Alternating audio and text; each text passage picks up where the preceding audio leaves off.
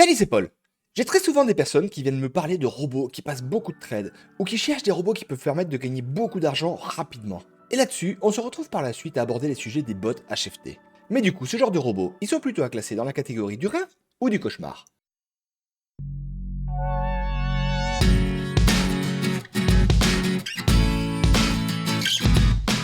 Déjà, il faut commencer par comprendre la définition du HFT.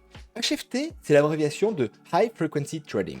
Donc ça donne Trading Haute Fréquence. Donc là, quand on parle de ça, on parle en réalité de robots qui vont passer des trades qui vont très souvent avoir une durée qui sera extrêmement courte et qui peuvent parfois enclencher un grand nombre de trades. Donc souvent, quand on voit les résultats de ces robots-là, ça donne envie. Mais du coup, avant de parler de leurs résultats, on va déjà essayer de comprendre comment ces robots fonctionnent.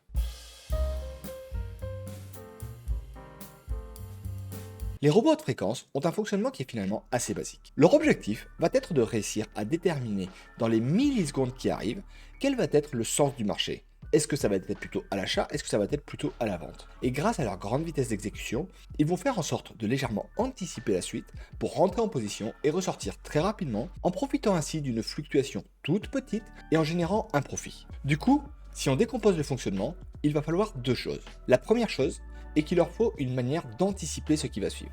Et la deuxième chose est qu'il faut qu'ils puissent passer des ordres de manière extrêmement efficace. Donc si on commence par le début, comment font-ils pour anticiper le marché à proprement parler?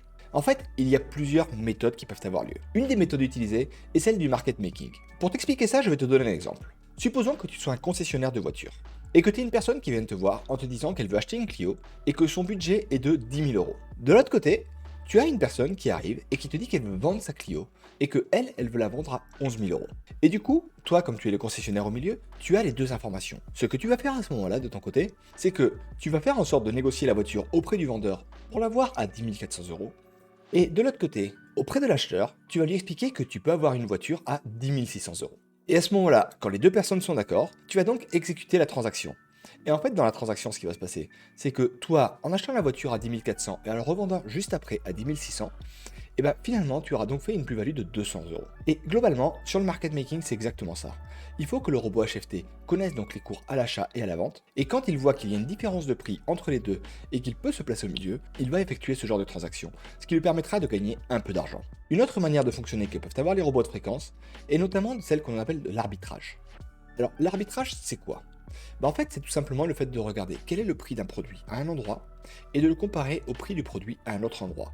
Et si jamais il y a une différence entre les deux, à ce moment-là, quand il va voir la différence, il va donc pouvoir réaliser une marge en effectuant une transaction entre les deux. Donc si je dois schématiser avec un exemple, c'est un peu comme si tu regardais sur un site internet quel est le prix moyen d'une Clio, et que sur un autre site internet, tu voyais que le prix moyen de la Clio était 500 euros plus cher. Et donc toi, ce que tu vas faire, c'est quoi? C'est que tu vas tout simplement en acheter une à un prix pour la revendre sur l'autre site plus cher. Et donc les robots de trading haute fréquence peuvent faire les mêmes actions en opérant sur différents marchés en même temps, soit en comparant les cours entre les différentes bourses, soit en comparant les devises entre elles. Et à ce moment-là, ce qu'ils vont faire, c'est qu'ils vont donc chercher ce genre de différence pour rentrer en position et gagner un petit peu dessus. Et donc, en plus de ces manières-là, évidemment, il en existe un certain nombre d'autres. Mais globalement, ce qu'il faut comprendre, c'est qu'il faut que le robot puisse anticiper très légèrement ce qui va suivre pour pouvoir entrer en position et ainsi prendre un bénéfice qui sera probablement petit, mais quasiment certain. Donc là, globalement, comme tu peux le voir, le mécanisme même de fonctionnement du trading haute fréquence n'est pas très compliqué. Par contre, là où ça se corse, c'est sur ce qui est mis en place. En effet, là, sur l'exemple du concessionnaire que je t'ai donné, globalement, on est sur des échelles de temps qui sont de l'ordre de l'heure, de la journée, ou peut-être même plus.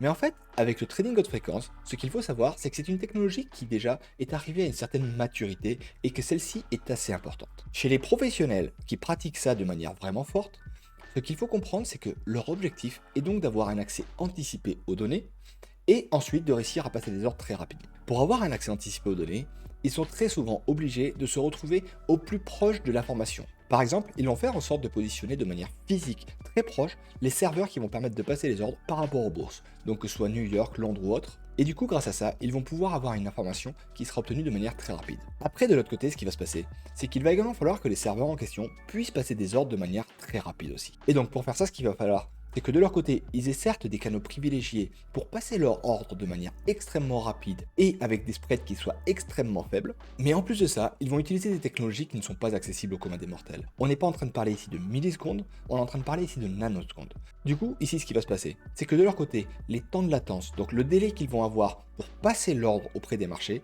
va être extrêmement court. Et donc, grâce à ça, ils vont pouvoir passer avant tout le monde dès qu'ils verront une information. Et là-dessus, s'ajoute également toute une couche évidemment qui est liée au robot, où il y a tout un compromis à trouver entre complexité du robot et vitesse d'exécution. On peut effectivement avoir des robots qui vont faire des grands calculs mathématiques pour trouver les meilleures solutions, mais ici, comme on est en train de parler de courses aux nanosecondes, parfois au niveau des robots, ce qui va se passer, c'est qu'ils vont plutôt chercher à avoir des choses qui soient simples, mais qui permettent de prendre des décisions de manière bien plus efficace. Et ainsi, ça leur permettra encore une fois de gagner du temps. Mais donc, là, comme tu peux le voir, d'un point de vue professionnel, ce milieu-là est quelque chose de très complexe. En tant que particulier, on n'y a pas accès. Et du coup, vouloir jouer dans cette cour-là, c'est quelque chose qui est techniquement très compliqué. Donc il ne faut pas mélanger les choses. Quand tu vois un bon robot HFT institutionnel, probablement que si toi tu l'utilisais, ce serait une catastrophe parce que tu n'aurais pas les bonnes latences, parce que tu n'aurais pas les bons serveurs, les bons emplacements, les bonnes données. Il y a beaucoup de choses comme ça qui ne sont pas simples à avoir. Donc de notre côté, en tant que petit, ce n'est pas sur ce genre de robot qu'il faut viser, parce que clairement, ce sera très compliqué de réussir à avoir des performances correctes tellement la technologie est avancée.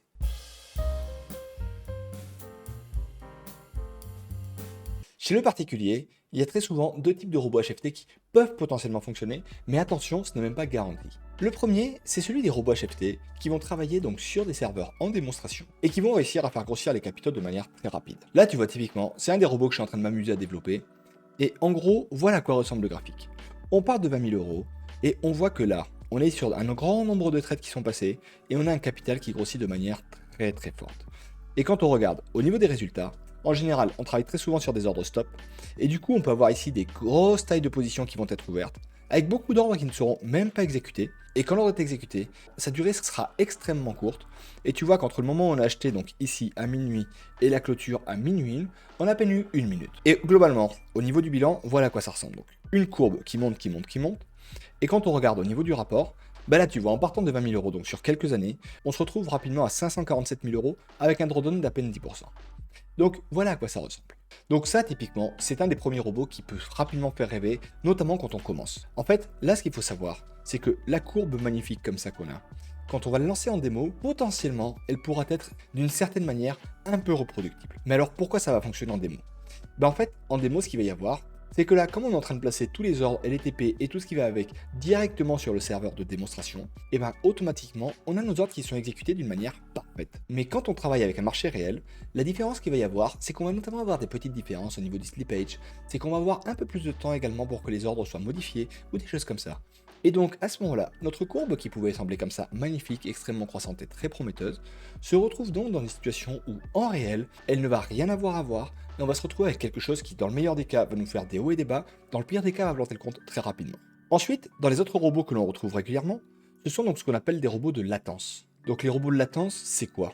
En fait, ce sont des robots qui vont exploiter, on va dire, des failles du système, et qui vont rechercher finalement à avoir des courtiers qui vont être en retard sur le marché. Et donc, pour avoir ce retard-là, on va donc faire en sorte d'avoir des données qui vont arriver de manière privilégiée et plus rapide d'un côté, et dès qu'on constate que le courtier a un retard sur cet ordre parce qu'il n'a pas encore eu connaissance de l'évolution du marché, à ce moment-là, le robot va donc passer un ordre qui va nous permettre donc d'entrer en position en sachant où va le marché. C'est un sujet que je travaille actuellement plus dans une phase de R&D avec un des membres, et globalement, c'est super intéressant de voir qu'effectivement, on arrive à avoir des résultats qui sont pertinents.